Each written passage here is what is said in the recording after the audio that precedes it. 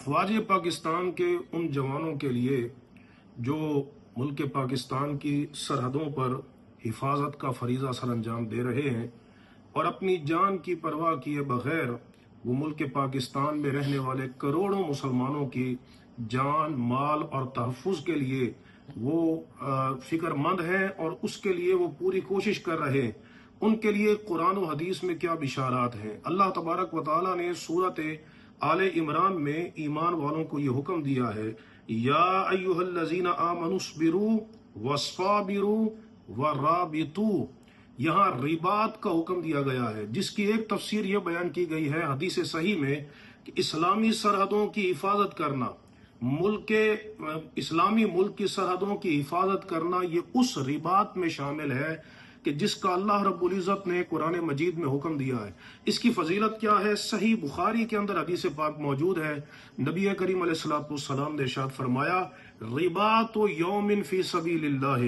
خیر من الدنیا وما فیہا۔ فرمایا کہ صرف ایک دن اسلامی سرحد کی حفاظت کرنا، صرف ایک دن، حضور نے فرمایا یہ دنیا وما فیہا کے خزانوں سے بہتر ہے۔ صحیح مسلم کی روایت میں یہ موجود ہے، نبی کریم علیہ السلام نے ارشاد فرمایا کہ جو ایک دن اور ایک رات اسلامی سرحد کی حفاظت کرے گا تو اللہ تبارک و تعالی اس کو ایک ماہ کے روزوں اور رات کے قیام سے بھی زیادہ ثواب عطا فرمائے گا، اور فرمایا اس کا وہ عمل جاری رہے گا، یہاں تک کہ فرمایا مسند احمد بن حنبل کے اندر حدیث ہے کہ کل میت یختم علی عملہ، فرمایا کہ ہر میت کا عمل ختم ہو جاتا ہے الا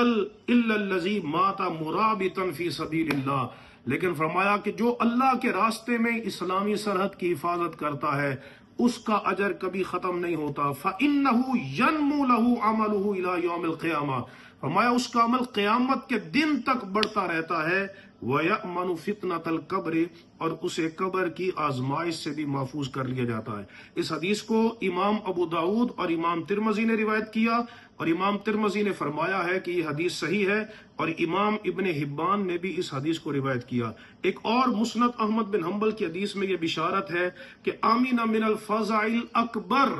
وہ جو سب سے بڑی گھبراہٹ ہوگی قیامت کی، جو بندہ مرابط فی سبیل اللہ ہے، یعنی اللہ کے راستے میں سرحدوں کی حفاظت کرنے والا ہے، اسے قبر کی آزمائش سے بھی محفوظ رکھا جائے گا، اسے محشر کی گھبراہٹ سے بھی محفوظ رکھا جائے گا۔ اس لیے 100 بار مبارک ہے ان نوجوانوں کے لیے کہ جو ملک پاکستان کی سرحدوں پر وہ اس ملک کی حفاظت کر رہے ہیں۔ اللہ تبارک و تعالی ملک پاکستان کو ہر قسم کے شریروں کے شر سے محفوظ فرمائے اور اسے استحکام عطا فرمائے۔ وآخر دعوانا ان الحمد للہ رب